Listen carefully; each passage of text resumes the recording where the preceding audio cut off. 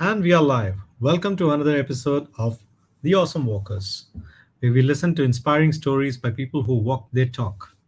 Today we have Jim Johnson. Welcome, Jim, all the way from upstate New York. Thank you, Samir. I'm looking forward to having this conversation with you. I'm very excited. It's a chance meeting on LinkedIn that we had because of which we are here today, right?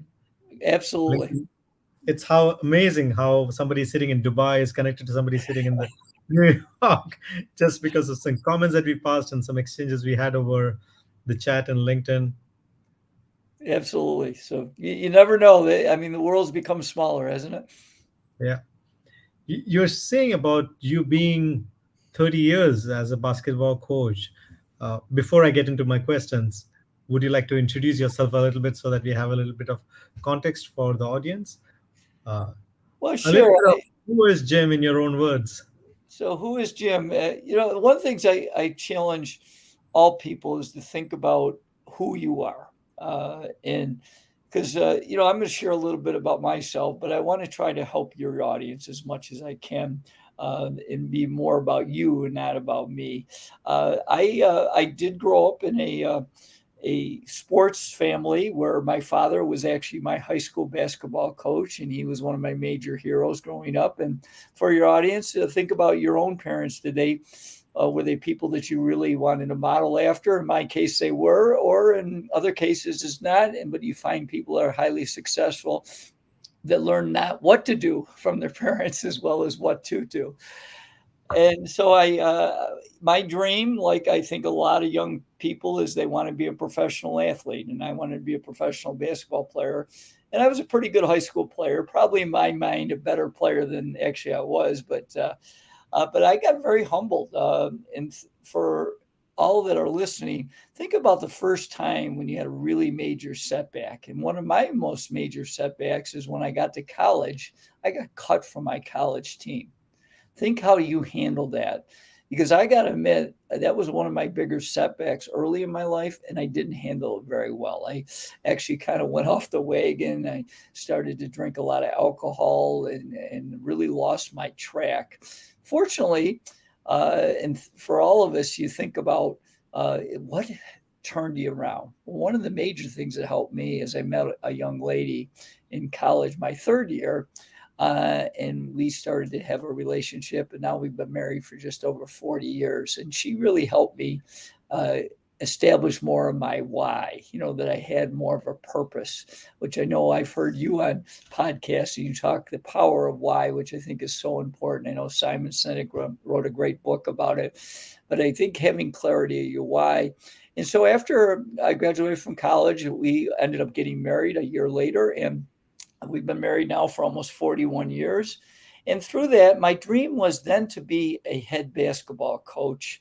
I grew up in a suburb of Rochester, New York called Greece, which is the largest suburb, like the country Greece. And from there, at 25 years old, my dream came true. And think about, for you, when's the first time a big dream came true for you? Well, for me, it was I became a head coach at a school about 20 minutes from where I grew up. And even though the program wasn't in very good shape, I thought with my great coaching acumen, I was going to lead that team from the outhouse to the penthouse. Well, I did such a great job. I led that team to 17 consecutive losses. Then I didn't like what the administration had to share with me after the season. Of course, what they shared me was, "You're fired. We don't want you back." And again, thinking to all the people listening, how about you? This, how did you handle a professional adversity? And I got to admit, early on, I didn't do a very good job. I wanted to make excuses. How about you? Do you make excuses when things don't go well? Is what I really learned after I started to really focus is there were two major ideas that helped me overcome that traumatic experience for me. Number one is I realized that I could use this as a stepping stone, as a motivator. In fact, it was a burn in my belly, Samir, that never went away for my next 30 years of coaching. I was going to prove that I could be a highly successful coach. And number two, as I realized this arrogant 25-year-old think for all of you when you were young, if you're older like me, is did you think you knew a lot more than you did? Because in my case, I did. And I really started to become a student of leadership. And that led me on a better path. And fortunately, from there, I got more opportunities. I took over other programs and had a lot more success. So, those two key ideas, the number one is use setbacks as stepping stones and use them as motivators. And number two, getting clarity that you got to be a student of whatever you want to be successful in. In my case, I wanted to be a great leader and coach. Then I had to study leadership and how to build teams. And I'm still doing that today, even though I'm retired. Wow, that's powerful. And who gave you the awareness to be a student of something that you want to be successful in? How do you figure that one out? Well, it's a great thought, and I started to read a little bit, and then I started to get into my own personal growth. I know I heard one of your interviews. You talked about the late great Earl Nightingale, and he was one person that I started to study, and then Jim Rohn and Tony Robbins, and the list goes on of people that I started to learn from, and not only from the personal growth, but also in my own field, where coaching sports. So I started to study the late great John Wooden, the UCLA basketball coach that won 10 national championships his last 12 years, because I decided if I was going to be good, I got to learn from the best. And I think that's a great idea for all of us to think about is, who is great in your field and what can you learn from him or her? How did you make the connection between leadership and becoming a great coach? Because leadership is completely one aspect which is different, and learning to become a successful business basketball coach. Where is the link that you saw? Instead of going and looking for a mentor in basketball coaching to become a better coach, what made you study leadership?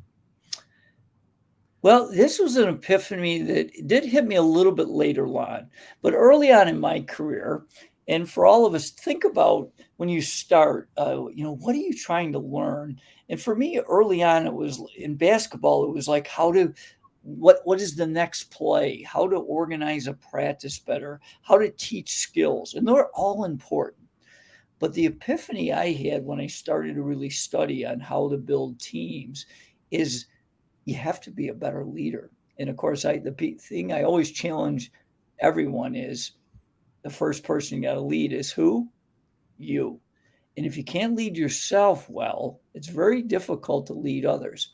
And so, something I really try to help young basketball coaches and people that coach athletics is that you really have to study leadership and how to build teams and how to build relationships if you're going to be a highly successful coach. Certainly, you need to have skill in the particular sport or whatever field you're in. You can't say, "Hey, I'm going to study teams, but I don't know anything about basketball." You're not going to be a successful basketball coach. So you need both. But something I really encourage people is to really start studying leadership, starting with yourself, and then how to influence and also how to build relationships so you can build big words we hear all the time: team culture. How do you do that? Well, that's something that's fascinated me, and I do a immense amount of reading. I'm a podcast junkie, and I really encourage people. Is a question I often ask people in one of my other presentations on leaderships: do you have a personal growth plan? Are you intentional on how you're going to get a little bit better each day? Great question to ask yourself. But how does someone answer that question when they have uh, absolutely no clue and they're feeling lost? They're feeling lost. They're not able to identify what they want to do in life. They don't have a sense of direction. They've tried a couple of things, all of them have failed, and they're not seeing any evidence of the choices they're making is working for them. What does someone like that do? Yeah, great question, Samir, because we all go through funks. And when you go through a funk, the first thing I think you have to do is start thinking about how your personal responsibility, how you can improve yourself. And to do that, certainly I talked about personal growth, reading, listening to programs. And the other thing is really surrounding yourself with people that you can support and they can support you. And you mentioned, which I think is a very powerful thing, is getting mentors in your life. And they could be mentors through just reading and listening to the material. Or also, it can be where you have a personal relationship, where you have, whether you hire a coach or you just work with a friend that is more advanced than you and whatever you're trying to learn. But I think the one thing is the late Jim Rohn used to always say, success leaves clues. And as a person, if you want to overcome a funk, you got to find those clues. And that's a daily search. And the search starts with you and your habits and what you establish day in and day out of things that are most important to you, and that you become consistent with that. Because one of the things I've learned, and I really encourage all your listeners, is that success is there for all of us, but it is a journey and it does take time. You hear the famous overnight success, and then when you really research, you find out that overnight success was probably 10 or 20 years to get there. So it's something to really think about. Is that most people don't become successful in a day or two, but that's that daily uh, disciplines, day in and day out. I remember a quote Jim Rohn said, is that definition of his success for him was a few simple disciplines practiced every day. I was like, oh, that's something I could do. And so think about the disciplines that can help you become a better leader yourself, and so you can lead others. You just reminded of me of Jim Brown's quote, "Success leaves clues," and your follow-up over there made me realize failure also leaves clues, Mm-hmm. right? And that's why you said you're in your funk or in the things that you're failing are also clues for us to pick on. Yeah, that's a great point, and Samir, is something I highly encourage everyone to do, is that you do an autopsy for both things in your life that went well and things in your life that didn't go well. Because often when something goes wrong for you, the first thing you want to do is, make excuses or whatever, but you really should do an autopsy. But the other thing that I really encourage, and this is something that took me a while to learn, is when we started to be highly successful, we were winning games and championships. The thing I had to realize is, okay, what also understand that formula so you can repeat that. Now, you're always, I think, as a great leader, like one of the keys I talk about in leadership is what I call creating the edge. And I really challenge all of us to find ways that you can continue to create an edge for your team and organization. And that's because you're a student. You continue, you have that beginner's mindset. You're curious. You ask a lot of questions. You're looking for input, feedback. Those are things that I think I've observed as the best leaders do. And I encourage all of us to do that. In your 30 years of career, when you have been coaching a lot of students, right, have you come across a student who was particularly not interested in basketball, but you felt this could really change him in so many different ways? It's a good question. And one thing I will say, because one of the things I share that I think is important for all of us is that if you're putting a team together, I think you have to have clarity of what kind of people that you want to put on your bus. Okay. And getting them on the right bus or right seat on the bus, I should say. And in doing that, I think I encourage all of us to really look at what are the type of people we want to get. And because to answer your question specifically, is yes, I think being on a team sport, in my case, basketball, can be very helpful to that person. I coached high school young men. Is that, but the other side of that is if they really didn't like basketball, they probably weren't the right fit for our basketball program. But if I saw they liked basketball, but they had other issues and I thought the team could be really beneficial for them, they would understand how to work with people and how to be part of something where you're all focused on the same goal. Uh, then yes, I was always trying to help young people realize, one of the things one of our little slogans is we over me. We wanted people in our program that thought about the team over themselves. And that's easier said than done. But as the leader, that's something in our case, we were trying to figure out, do we have the right people that are they're we guys? And so I really encourage in any organization that you're involved with, yes, they need to have the skill set, but also do they have the other things like we talked about, the mindset, the heart set, do they have the passion for the in our case basketball, were they we over me, were they people that wanted to be coached? Because right now some people, I believe all people should want to be coached, but not all people right now are willing to be coached, and until they're open to that, those people may end up not being the good fit for in our case, our team for sure. And that's a leading question for me that I want to ask, which is about when the year starts, a lot of them would be strangers to each other. And then over a period of time, uh, what is it that you do which makes them uh, behave as a homogeneous unit, that makes them work? Because again, after 2 3 years, the whole group is gone and a new batch is coming, and then there is a new batch every year. It's not the same team who's coming and playing. So when you say coaching for 30 years, 30 years is like 30 teams, actually 30 Yeah, different yeah. people, actually. And how do you make sure that these bunch of strangers who come together uh, remain together and bond together and work together and complement each other and do all of that? Yeah. So that's a great question, and I'll answer it with a few thoughts. One is, I believe as a leader, you have to have a core mission statement. I think you should have one for yourself, but I think the other thing is you really need to have a team or organizational mission statement, and everybody have clarity. And as the leader, you need to be modeling that consistently and sharing that. And one of the little comments I liked is, you used to hear the CEO, the chief executive officer.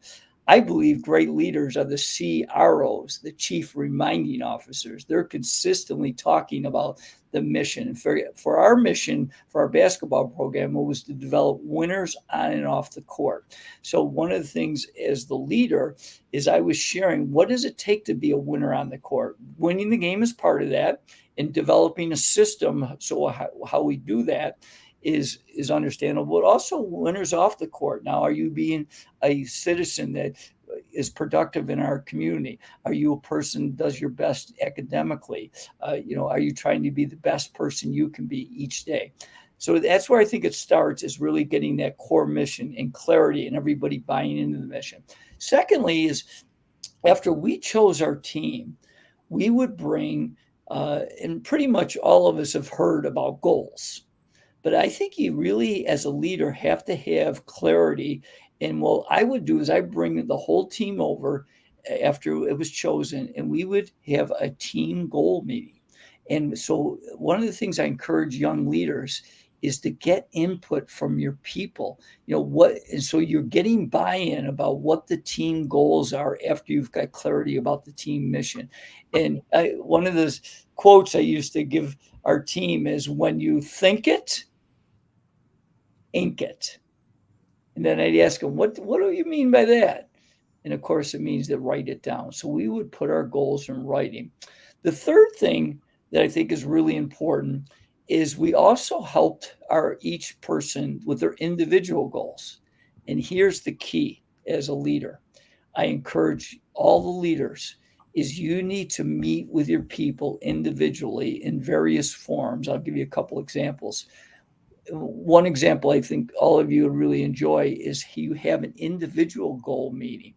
In that meeting, I would have the player come in with their written goals, and then we would talk about and we'd share that. And then I'd ask them questions like, so how does your individual goals fit in with the team goals? Where do you see your role? So again, I encourage leaders to ask questions and get feedback and input from your people, and so that you get a synchronicity of what your individual goals with the team goals, and everybody should be cognizant of that and helping each other out. Then the fourth step is that, I talked about a little bit about creating an edge. I believe as a leader, you have to consistently find ways to build team cohesion. A few examples you might like. Number one is we had weekly team dinners before we played a game. Another thing we did is we would have just a day where we didn't bring any basketballs out, and we just built some team cohesion that way. We encouraged them to do things together outside of the practice gym floor, and really trying to develop ways so that we can help them build relationships.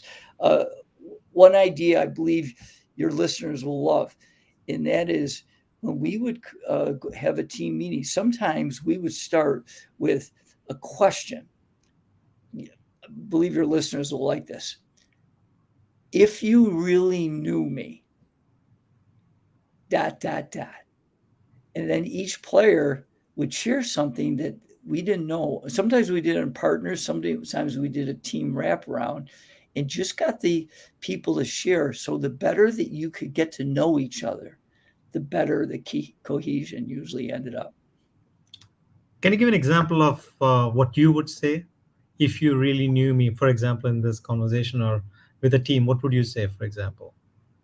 Well, in getting to know that, like in the second half of my career, I might bring up, which many of my players probably didn't know, is actually I love basketball and I coach basketball, but I became an avid tennis player. So I might bring up that, hey, I enjoy uh, playing or coaching basketball, but I also have another hobby. I play tennis, and this is why I like it, and those kinds of things. Sometimes with players, you would get ideas from them. Sometimes kind of dark, like, geez, my dad left us when I was 4 years old. Now that's something everybody looks at. And wow, that's really difficult. How'd you overcome that? And sometimes it'll be something really positive, like, hey, my grandfather just had his 90th birthday and we celebrated the other day. So there's a lot of various things, but it's just a way that you could get to know each person on your team more effectively. And I found that to be a great question to help get some good answers. Yeah, I'm sure it helps a lot with the team bonding. Uh, I want to know, is there a student throughout your career who has really tested you as a coach? Certainly, there's been some for sure. Okay, because in leading a team, you're always going to have people that are going to challenge. And I think in handling that, I believe it's important that you find ways to connect with that person, and really giving clarity. Are they on the bus for the right reasons? That's why I think one-on-one meetings, even short one-on-one meetings, your audience, I believe, will like this idea, is even short check-ins, like saying, "Hey, John, how you doing today? What's going on? Is there anything I can do to help you this week that I'm not doing?" And just a short, quick little conversation. But the old adage, "People don't care how much you know until they know how much you care," is really a powerful thing that I encourage all of us to really focus on trying to give first, and really, be someone that really shows care and concern for your people. Because when they know you care, boy, they will do a lot to help the team be successful. I think that's really powerful. And I certainly could bring up a young man that had a lot of challenges that ended up being very close to me for many years. The young man, Jason J. Mac McElwain. Would you like me to share that story? Please, that's a story that blew up, I think, right? It I'm really sorry. went. That's a story that really went viral, and a Yeah, lot of people. yes, yes. So I I had a young man, and think about uh, in your career as a leader, if you had someone that was different. And what was different about Jason, he's on the autism spectrum. And he came into our program as a 10th grader, and I was the varsity coach. He tried out for the junior varsity. And my assistant coach came to me that was coaching the junior varsity and said, Coach, we have a young man named Jason McElwain. He's not a very good player. He's very small in stature. He's not a very good athlete. And he's on the autism spectrum. He's got a lot of challenges, but he's got a couple characteristics that I'd like to keep in the program. So well, tell me more. He says, he's got this big heart. He's a we over me guy. He's passionate. He loves basketball. He wants to help the program any way he can. I said, well, that sounds good. What do you got in mind? He says, I'm going to offer my team manager's job. And he did. And he got into our program. And what was different about him, Samir, was that I've had other players over the years, but only a few, if they didn't make the team, would try out again. And if they did, most of the time it was kind of a half-hearted effort. They would, not show up for any of our off-season workouts, but then they try out, and then most likely they didn't make the team again. Well, this is a lesson that all of you can learn from. Jason was a great example. But after Jason's sophomore year, he came to all our off-season workouts. He gave his best day in and day out. And he still didn't make the team. Great lesson for all of us, right? You can work hard, and sometimes things don't work out. But again, Jason had that service heart, and he offered to be the team manager for the varsity as a junior. And he was really into our program. In fact, he helped us with this mantra that we were going to stay focused, because at that point in my career, we had never won a Section 5 championship, kind of the big prize in our area. And think about it, have you ever had that obstacles where you didn't think the big prize was ever going to happen? Well, Jason's junior year, we lose at the buzzer in our semifinals. So it's the sixth time I take it at a team. Think about when you've worked so hard, and you get so close and you fail again. How are you going to respond? Because it was difficult. I know for me, I'm sure it is for you as well. But Jason inspired me, and I believe he'll inspire you too, because he came back a senior again after coming to all our off-season workouts, and he didn't make the team again. But because he was so loyal and committed, I wanted to give him a gift.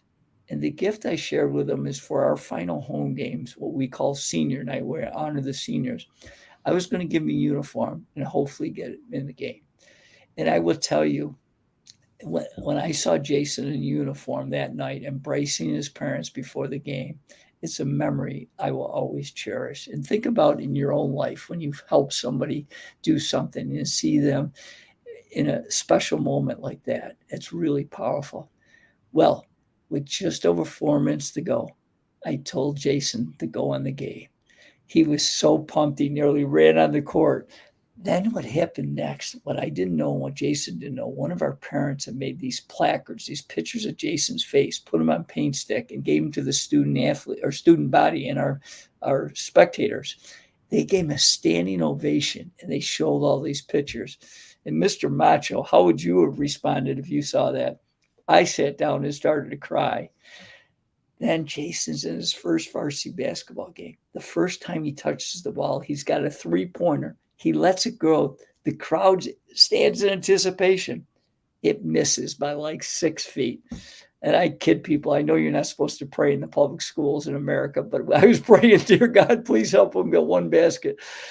And the next possession, he actually got a much shorter shot. This time it hit the rim. So I was like, God's starting to listen. The third shot, Samir, he makes a three-pointer. And I'm thinking, God is good. And God must be a basketball fan. Not only has he scored, he's got a three-pointer. It can't get any better than this, right? Wrong. Well, for the next 3 minutes, Jason turned in, his idol was the late Kobe Bryant, the great player for the Los Angeles Lakers. And I'm going to fast forward and come back and finish the story. 5 months after that game, Jason's at the ESPY Award, which is like the Emmys or Grammys for sports, ESPN, the big sports station. And Jason was up for the greatest sports moment of the year. And you know who was one of the other finalists, Samir? His idol, Kobe Bryant. Kobe had scored 81 points in an NBA game, was up for the same award. Jason met his idol and then beat him out. How did he do that? Well, for the next 3 minutes, he starts making basket after basket, and most of them are 3 pointers. And the place is going crazy and crazy. And the two things I'll never forget, with a minute to go, I'm sitting on the bench, tears flowing down my face, and I get a tap on my shoulder. I'm shocked. I look behind me. It's J Mac's mother. She's bawling her eyes out, and she whispers in my ear, Coach, this is the best gift you could ever give him, my son. What would you have done if you heard that? I cried harder. Then this is how the game ends. With about 10 seconds to go, our opponent, Spencer Port, and I want to give kudos to their team and their coach. They were really good sports tonight. They score a basket, and our player takes the ball out of bounds. And instead of throwing it to our point guard, he throws it right to Jason. And Jason's dribbling down the court, and I'm looking up at the clock, and I'm seeing 5, 4, and I thought they just let him go in and make a short shot. Oh no, he pulls up like 2 feet behind the 3-point arc, almost an NBA three. He lets it go. Swish. I look over, our student body runs on the floor, our players run on the floor. And I'm thinking, oh my gosh, I'm living the movie Rudy. If your listeners have seen that movie about the football player that finally got in a game at Notre Dame. Well, the amazing thing is our players put him up on their shoulders. He's got the game bell over his head. And I'll never forget, our public address announcer comes on and says the leading scorer for the Trojans, J-Mac, with 20 points. And I kid people that if he played the whole game, he scored 160 points because he scored 20 points in less than 4 minutes. But I want to share, there's so many lessons here, but I want to share one that I believe we can all grab onto. And that is, as a coach, as a leader, the essence of teamwork is when you can shine the light on other people. And the 4 players who were on the court that night, I never asked them to pass the ball. Yet, in those last 4 minutes, they passed the ball to Jason every possession. Think about leaders. Are you getting your people to shine the light on others? Gosh.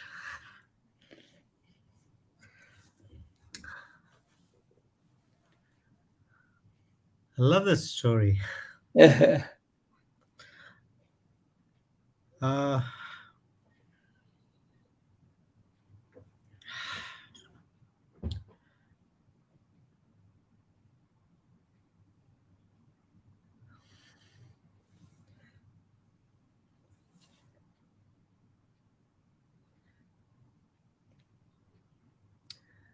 I was thinking it was like life coming full circle for you. For you, it was the moment where you got rejected from the team, and then you found someone who believed in you, your wife, and then you did this for him. Mm-hmm. Yeah, and I challenge all of us, think about how you can make a difference in someone else's life. It's pretty powerful.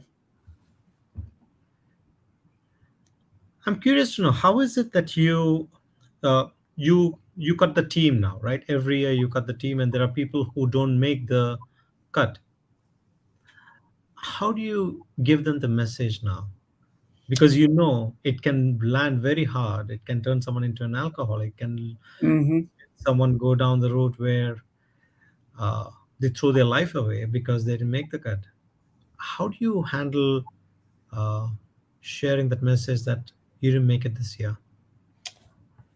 First of all, it's not easy, but I encourage all of us to do it with dignity and respect.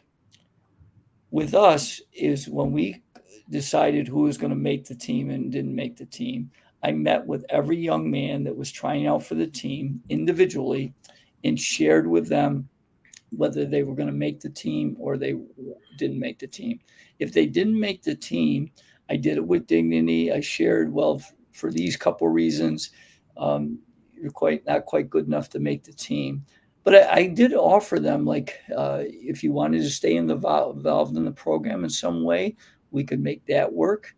And also, although you didn't make the team, it doesn't mean that I don't respect you immensely as a person. When I see you in school, I'm going to always say hello to you. I'm going to respect you as a person. And because you didn't make the team because you didn't quite have the basketball skills, doesn't mean that you aren't a great person. And so I encourage all of you when you have to make a difficult thing, confront it, but do it with dignity and respect. What made you lose yourself when you heard the news that you didn't make it? What was it about that moment or that period uh, that made you lose it? You must have reflected upon that, right?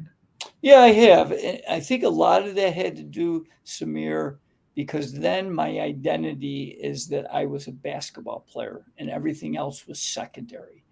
And that took me a while to realize that I have a lot more than just the fact that I was played basketball, that I have a lot more to give.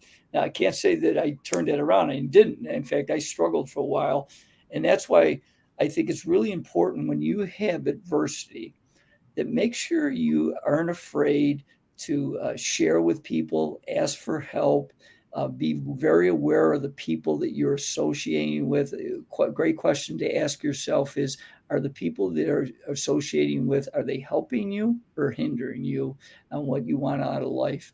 And I think it's a really important. I didn't do a very good job early on. I do a much better job, and I highly encourage all of you to take time and think and reflect, and then really come up with, what are you all about. I encourage people to have their own personal mission statement.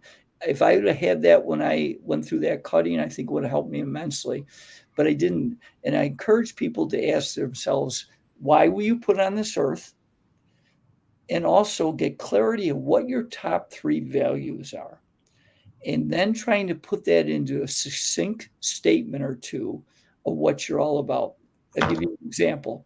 For me, my mission is to be an outstanding role model that makes a positive difference in the world by helping others make their dreams come true. How about you? What's your mission? And I really encourage people to get clarity of what their mission is, because I think when you have a foundation and you go through adversity, you can always go back to the foundation and say, because something didn't work for me, doesn't make myself a bad person, a bad, a, because something didn't work out, still doesn't mean you can't do great things in your life. You can. But for someone who is, say, very young, in their 20s or in the teen years, are they old enough to craft their mission in life? Have they had enough experiences? Do they really have the wisdom to choose what is their mission in life? That's a great question. And you know what? I believe your mission can change, and it probably will change, when you're young. But I think when you start to, that's why I encourage people to really get clarity about what are your most important values and start by living that. And I really encourage all of you to start thinking about uh, how you can be a really good role model, and set a high standard for yourself first, and try to live up to being the best person you can be each day. And whether you're 14 or 65, all right, when you start with those simple things, that I'm going to have set high standards for myself, I'm going to be clear about what I value, and I'm going to try to consistently live that. And the thing you hear all the time, but I think there's a lot of truth is try to get 1% better each day. And if you can just take those small increments, that law of compounding interest, whether it's putting money away consistently. Why do we see so many people that are broke, even when they make pretty high salaries? Because they don't have that compounding where they've consistently put money away. If you are struggling with your body weight, for example, well, you got to start analyzing. Do you value your health? Because I highly encourage you to be effective leader, it starts with you got to have energy, and it's hard to have good energy if you don't feel good about yourself with your health. So I think there's some simple disciplines of taking care of yourself that pretty much most of us know, if not all of us. If you eat bad food, bad things are going to happen to you. If you don't exercise, most likely you're not going to take good care of yourself. If you don't sleep very well. So, going back to your question, I think as young people, you're not going to necessarily have the mission statement that older people have, but you can start to really get clearer about who am I? What do I value? And how do I live my life on a daily basis? And when you start setting those standards for yourself, I think that can help no matter what age you are. What if somebody says, I don't want to be a role model for somebody else? I just want to live my life. I don't care about others. How do you respond to something like that? Good question. So I believe that it's really important that you just start setting a high standard for yourself, and that uh, you know I know we've seen people that say that I'm not going to be a role model for others, and that's your choice. But I encourage you to be a role model for yourself, and to start living your life. But I think one of the things that I discovered, and I try to help young people now, is that to me, the essence of life is when you can serve others. And when you can find ways to serve others, and there's a lot of good young people that are serving in so many ways to help the world be a better place. So, what I would encourage all people is that you don't necessarily have to be a role model, but you really start to find a cause that you can get behind. Whether it's to help uh, get clean air or clean water, or just to be able to help somebody, on the street instead of walking by them. There are so many little things that you can do. I just read a book by a guy named Matthew Kelly called Holy Moments, and he defines holy moments is the ability to do something positive for someone else. And it could be such a small thing, like just smiling and saying hello to somebody can be pretty powerful. And it could step up even a little bit. Maybe you buy somebody that's behind you a cup of coffee while you're waiting in a coffee line. And it could go on and on. There's big things you can do. If you're quite well off, you can donate lots of money. But you always go back to you got time, talent, and treasure. And think about using those three vehicles of how you can help make the world a better place. Everything that you're saying is great for students or children or youngsters or adults who are mindful, who are conscious, and who have self-awareness, and who are on the path of these days we see a lot of I wouldn't say only youngsters, a lot of even old people who are just on media, and they're completely mindlessly sucked into the world of digital world, and it's programmed like that. The dopamine hit that you get, Mm-hmm. uh, it's it's there, right? 30 years ago, 15 years ago, 20 years ago, it was not the case. You actually went out and you played and you got bored and you thought about things, and you Mm-hmm. actually lived life very differently than you are doing right now. Mm-hmm. How do we wean someone away from those things and set them up for success,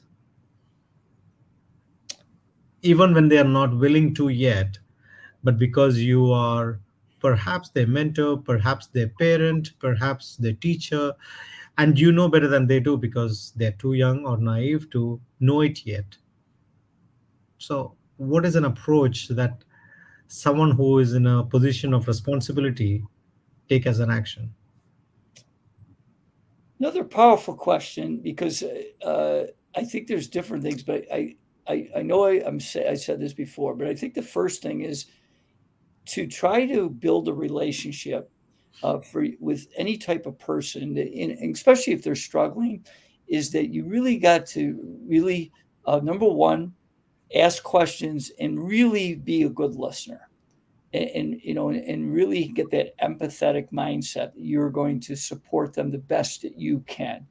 And then I think another nice thing going to that kind of holy moments is just doing random acts of kindness.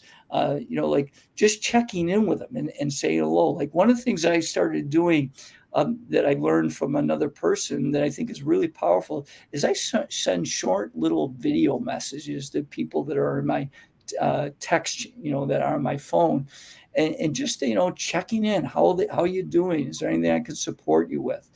And then steps up like a holy moment. Another holy moment could be just offering them a book.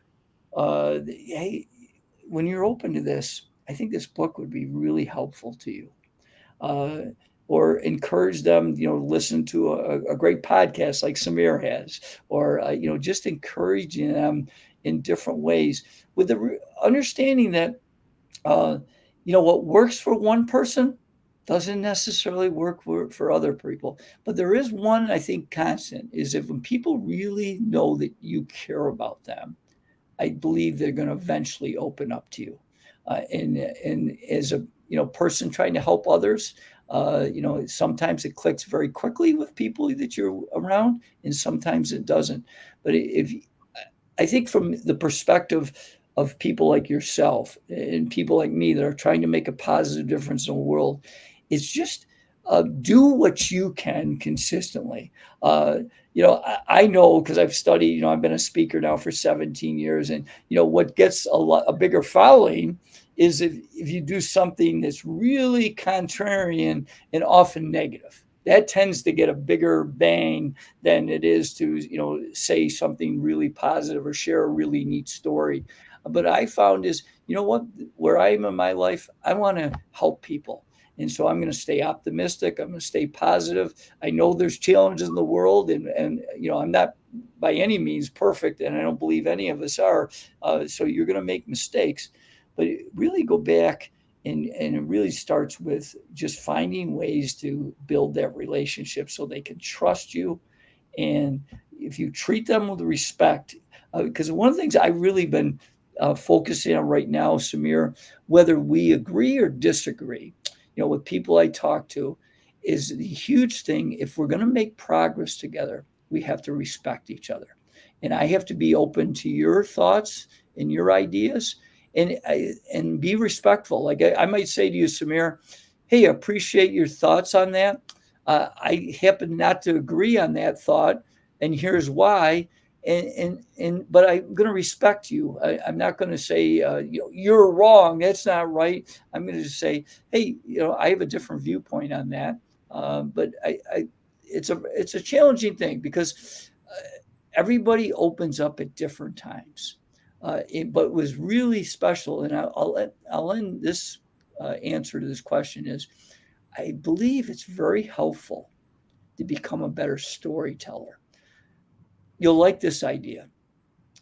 I would often come in and I would tell my team in our short meeting a story.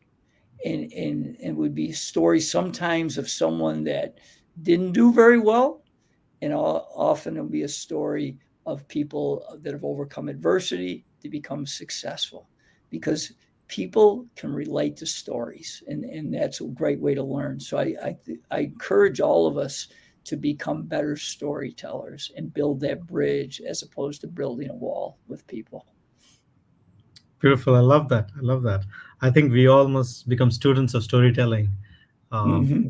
because that would have a ripple effect in so many other aspects as well. You mentioned about becoming a good listener. I know you said so many things which actually uh, would tend to give us the recipe for becoming a good listener. But if you were to just summarize and say, how does one measure oneself whether they are a good listener yet or not? Powerful question, because listening is something that I believe a lot of people are aware you should be better at it. But it's something, and I still struggle with this, is that because you want to share so many great things, but as I've taken my journey in life, one is you really got to be curious, and by being curious, that means that you're going to ask questions.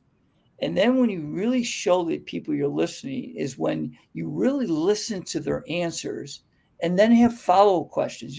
Can you dig deeper into that? What do you mean by that? Uh, oh, I like that thought. Can you tell me more about that? So I think the concept of that they really know that you're listening, and then because you're curious and you want to even dig deeper. Uh, and then also be open to when they say things that you may not agree, that you're willing to share. Hey, I don't agree, but tell me more, because right now this is a perspective I'm not quite understanding. And so I think when you really show by being curious, asking questions, asking follow up questions, and also sharing what you heard. All right. So, you say something to me, Samir, and I say, well, if I heard you right, Samir, this is what you shared with me. And then you either tell me, no, that's not right at all, or yeah, that's right on. And so that can help me. And it also shows you that I'm listening to you. Yeah. Speaking of listening now, again, what is it that your now wife saw in you that you didn't see in yourself when you were lost and you were an alcoholic and when you Mm, were going down that road when you were very young? What did she see in you that you didn't see in yourself? mm. Possibly.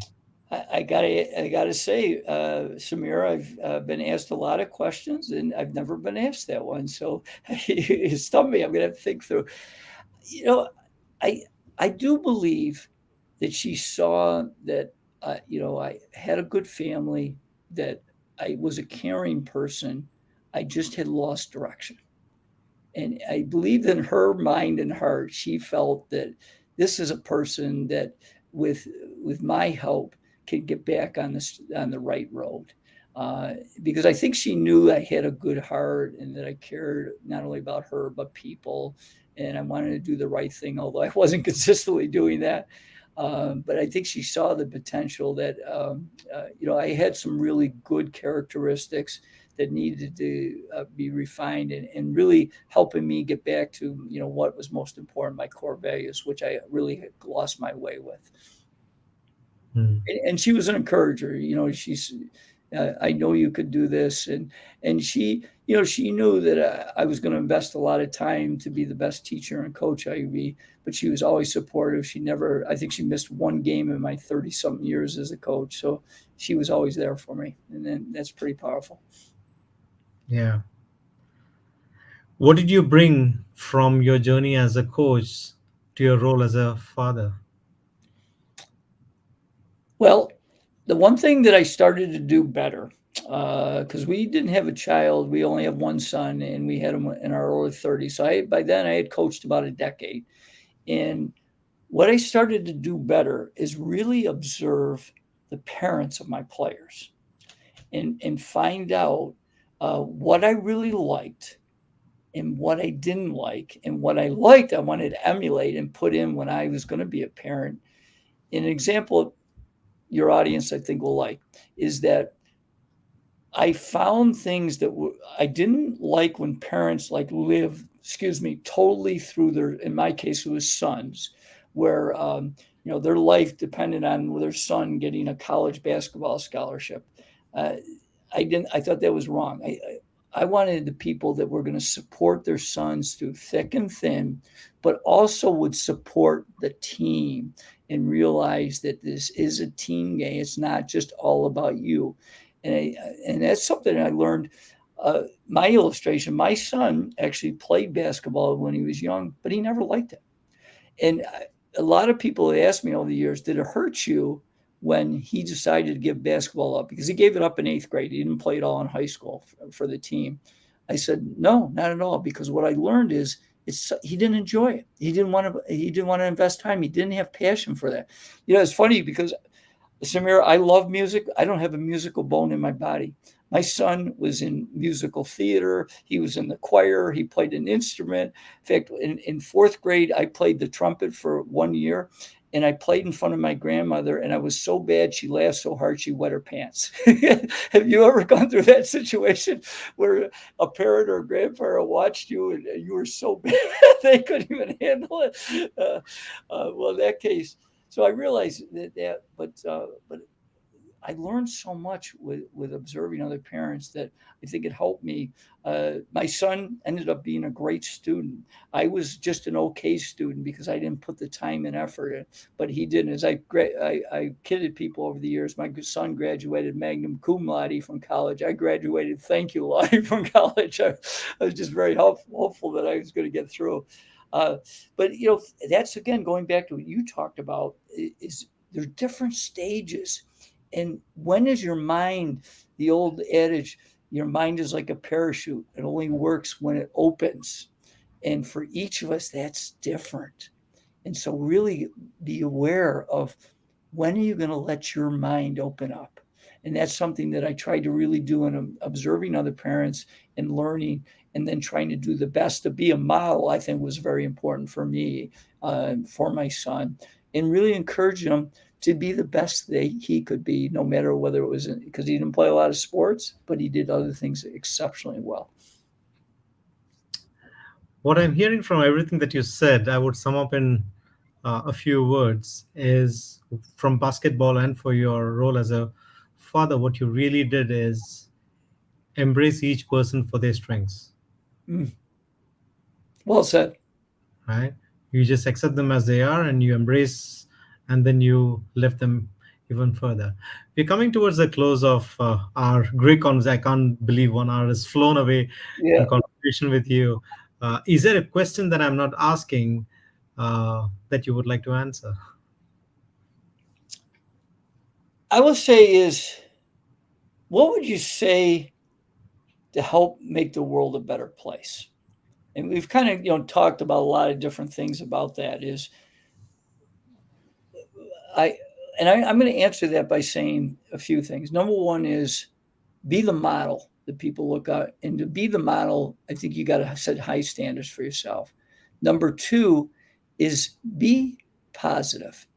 Even when things don't go your way, that you're going to analyze both the good and the bad, and try to get a little bit better each day. And then the third thing is share respect to the world. One of the difficulties I think we're really having a challenge in the world is that people are not respecting each other. And when you disagree with someone, that doesn't mean you disrespect them. And that's something I think we've lost, and it's something that we need to get back together. Is we're all human beings, and let's focus on respecting each other. Beautiful. You said three things, and I'm going to summarize that in this way. And tell me if I'm wrong. The things that you've said is first is judge less other people. Second is include more other people. And the third one is model yourself and others. And that's an acronym for JIM, Jim. I love it. Thank you, Samir. That's awesome. Thank you. You've been amazing. Thank you so much, Jim. It's lots to learn, and I would love to have probably another conversation with you. But I think as parents, as students, as people who are listening in over here, I'm sure they've taken a lot away from this conversation. Where can they find you and the work that you do, Jim? Absolutely.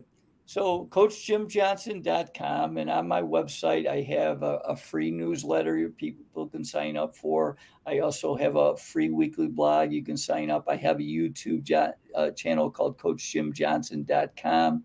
If I can help people either in person or through virtual, uh, uh, I have a manager, Kate, that's great. We'd love to help you in any way we can. And I mentioned briefly, but I have a podcast called the Limitless Leadership Lounge. I do with two other people as a tri-generational, and we've did just over 100 episodes a couple weeks ago. So we've completed 2 years, and our focus is to help young and emerging leaders. Because I mentioned I lost my first coaching job at 25, and so I want to help people not have to go through some of the difficulties I went through early in my career. Beautiful. God bless you, Jim, and my regards to your wife and your son. Thank you so much for joining us here. My Really. pleasure, Samir. It was wonderful. I look forward to continuing our conversation. It was great to talk to you. Thank you.